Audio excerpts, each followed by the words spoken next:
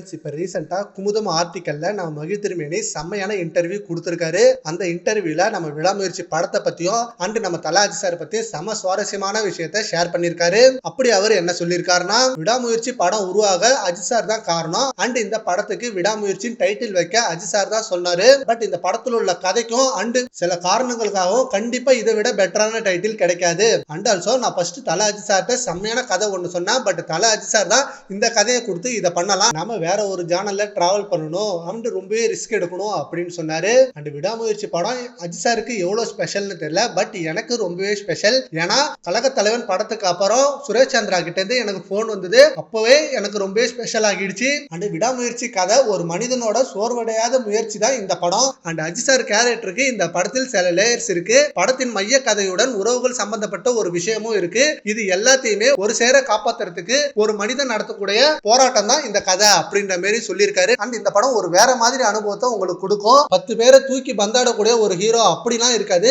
நம்ம போன்ற ஒரு சாதாரண மனிதராக அஜித் நடிச்சிருக்காரு. அண்ட் அஜித் சார் ரொமான்ஸ் செஞ்சு ரொம்ப நாள் ஆச்சு. அதனாலே இந்த படத்துல ஒரு ப்ராப்பரான காதல் ட்ராக்கோட இந்த படத்தை பண்ணிருக்கோம். கண்டிப்பா நீங்க ரொம்ப ரசிச்சு பாப்பீங்க அப்படின்னு சொல்லியிருக்காரு. சரி, ஓகே ஃப்ரெண்ட்ஸ், இப்ப மகிழ்ச்சிமேனி கொடுத்த இந்த இன்டர்வியூ பத்தி உங்க ஒப்பீனியனை நம்ம கமெண்ட் பாக்ஸ்ல கமெண்ட் பண்ணுங்க. Thank you friends.